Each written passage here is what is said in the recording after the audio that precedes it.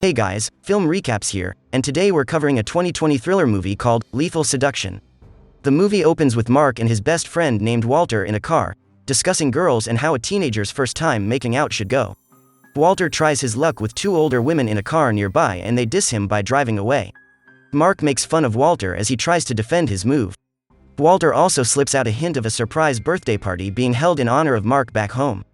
In the next scene, Mark is welcomed at the door. His mother named Tanya brings his cake and tells him to make a wish, which he does.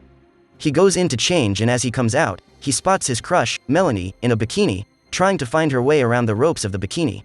She asks him for help to which he obliges but his mom butts in and sends him away. Downstairs, Mark's stepdad engages him in a conversation but he's absent-minded.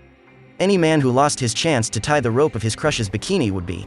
Walter comes over and devises a plan to empty the house of Mark's parents, which Mark agrees to. When his mom tells him about a church service to be held soon, Mark uses the opening to get his parents out of the house.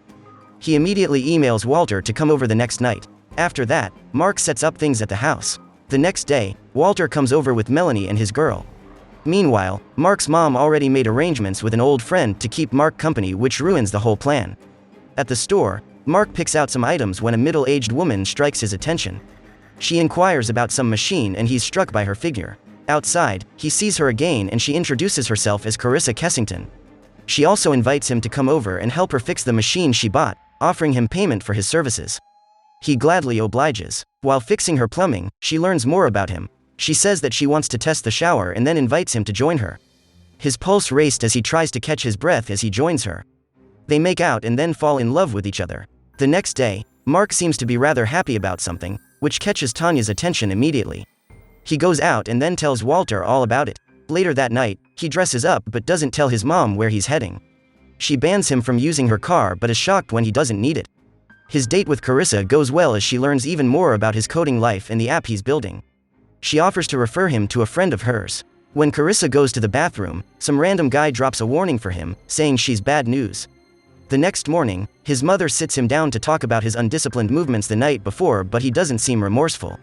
He leaves the house again to go see Carissa, who tells him to meet her by the pool. He is amazed at the size of her house and learns that she's a widow. He rubs some cream on her and they make out.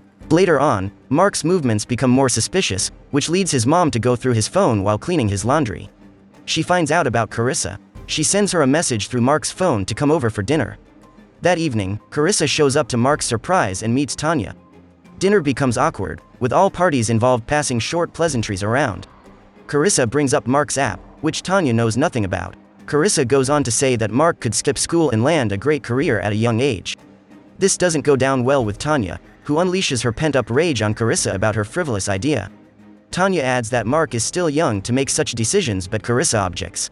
In the next scene, Tanya complains bitterly to Randy, her husband, about Carissa as she leaves, implying that she might be a bad influence on Mark.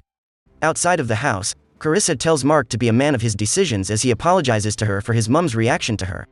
He later leaves and follows Carissa to her house. In Carissa's house, they both start to make out in the pool while Mark's hands are cuffed to the ring of the pool. Back home, his mom seems worried but feels she should give him more privacy. Along the line, she finds out some details about the death of Carissa's ex-husband. The next morning, at Carissa's house, she suggests that they spend the day at the beach. As they try to deliberate on this, Carissa's alarm bell rings, which she picks up and finds out it is Tanya who is at the door. As Carissa opens up the door for Tanya, they both get into a heated argument as Tanya demands to see Mark, to which Carissa refuses and slams the door on her, collecting the food basket Tanya brought. Inside the house, as Mark tries to take a cloth to wear, he stumbles on a gun but returns it after he admires it. Later on, Carissa talks to Mark about moving in with her, which he rejects, saying he'll be going to summer school soon. Hearing this, she cancels their beach outing for the day and tells him to go home to see his mom. After that, Walter later comes to pick him up, bothering him with questions about what he did with Carissa. Walter, in his words, feels he should have accepted her offer to move in. Back at Mark's house, Tanya still complains to Randy about Carissa, saying she's worried about Mark being under a vicious siren spell, to which Randy gets alarmed, saying it's about daughters of the Greek god and mermaid-like creatures who tempt young sailors. He then advises her to let Mark make his mistake so that he can learn from it personally, to which she objects.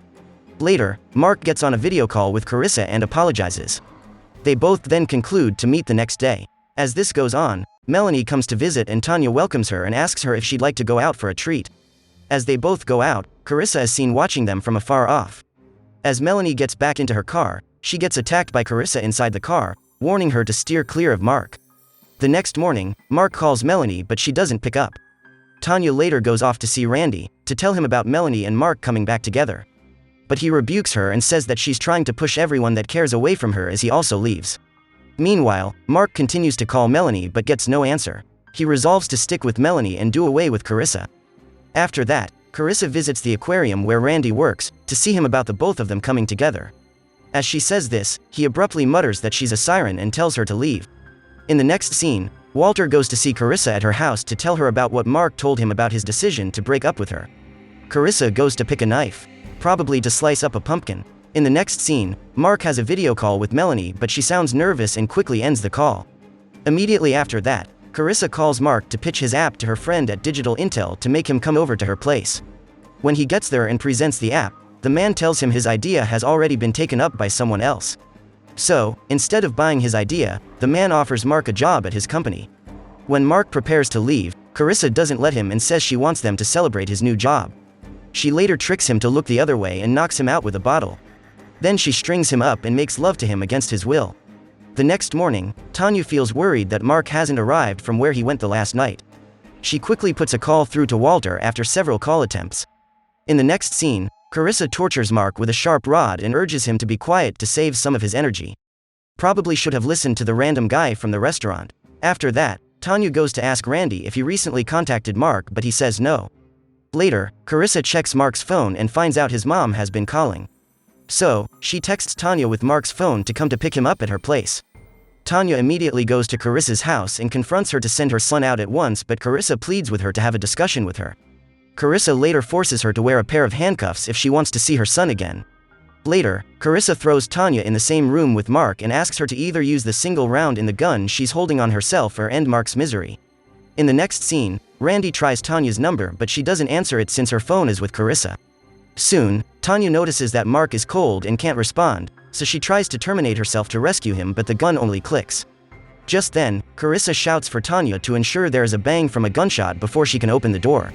Tanya instead chooses to break Mark loose with the bullet. When Carissa opens the door thinking Tanya had shot herself, Tanya attacks her and successfully knocks her out. After that, Carissa later rises up to go after them as Tanya tries to take Mark back home. Randy shows up just in time to take Carissa out. Suddenly, Randy hears a jiggle in a box beside him and goes to open it. Walter pops out of that box to his surprise.